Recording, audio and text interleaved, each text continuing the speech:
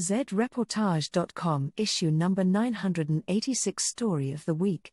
Franciscus People's Pope.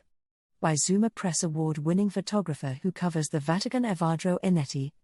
Pope Francis, who rose from modest means in Argentina to become the first Jesuit and Latin American pontiff, who clashed with traditionalists in his push for a more inclusive Roman Catholic Church, and who spoke out for migrants, the poor and for the health of the planet, died on Easter Monday at the Vatican's Casa Santa Marta. He was 88.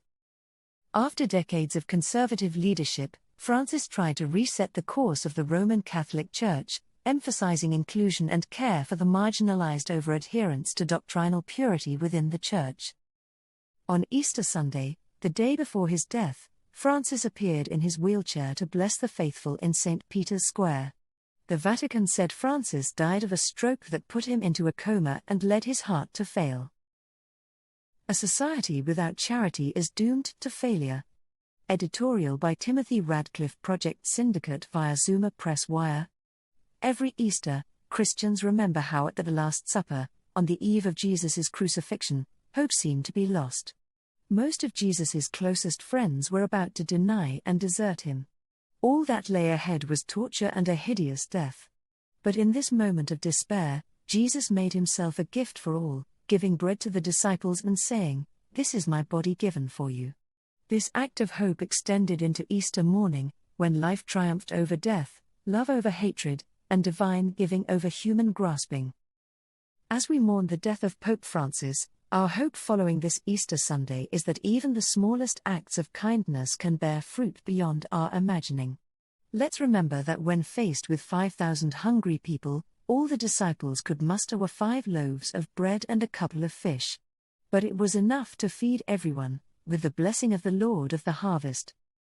Our world is plagued by poverty and violence, problems that seem impossible to solve, at a time when the post-war global order is in danger of collapse. Christian charities, Catholic relief services, World Vision, Samaritan's Purse, and Jesuit Refugee Service come to mind, among many others, are playing an admirable role in helping alleviate this suffering.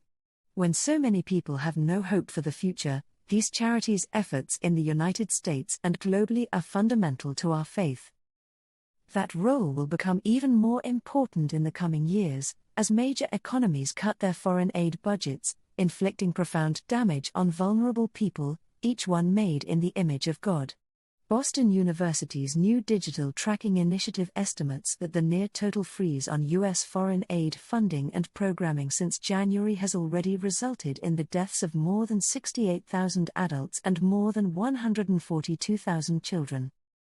Judaism and Islam also insist that charitable giving is essential to a life of faith, rather than an optional extra. The word charity comes from the Latin caritas, which means love. In that sense, charities express what is fundamental to our human dignity, the ability to give freely and to receive gifts without shame. True, some aid can be patronizing and humiliating, imprisoning people in a culture of dependence. But this is not how most of these charities work. Instead, they recognize that the most vulnerable and fragile among us bear witness to oft-forgotten aspects of human dignity, resilience, solidarity, mutual dependence, trust in God and each other, and gratitude. Jesus says that whoever reaches out to one of the least of these gives to him.